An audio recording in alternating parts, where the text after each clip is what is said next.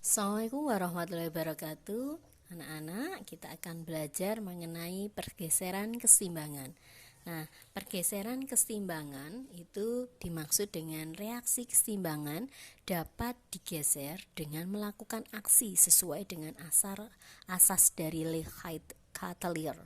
Nah, berdasarkan asas ini berbunyi, jika terhadap suatu keseimbangan dilakukan aksi tertentu, maka keseimbangan itu akan bergeser untuk menghilangkan pengaruh aksi tersebut.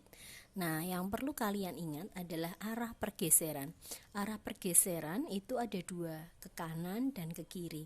Ke kanan artinya, maka kalau arah panahnya ke kanan, kepala panah ini bertanda positif, kemudian ekornya bertanda negatif. Artinya apa? Artinya reaktannya ini jumlahnya berkurang, produknya bertambah, gitu ya.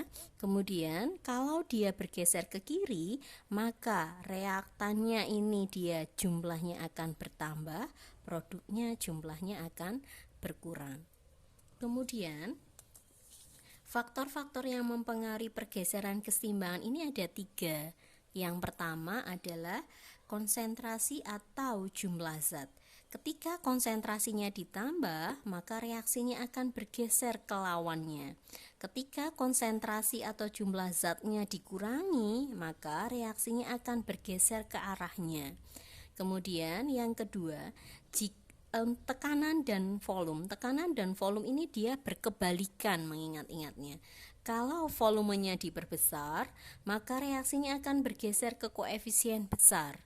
Kalau volumenya diperkecil, maka reaksi akan bergeser ke koefisien kecil.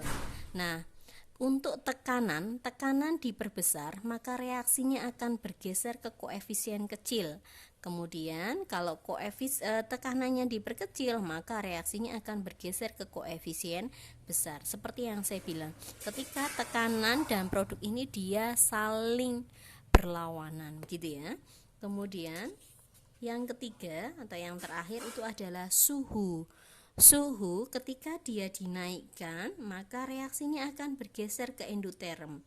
Mengingat-ingatnya, dinaikkan itu plus, maka deltanya plus bergesernya. Kemudian jika suhunya diturunkan, maka dia akan bergeser ke reaksi eksoterm. Eksoterm deltanya negatif, diturunkan tandanya negatif. Maka ketika min plus gitu ya, suhu dinaikkan bergeser ke endoterm, suhu diturunkan bergesernya ke eksoterm.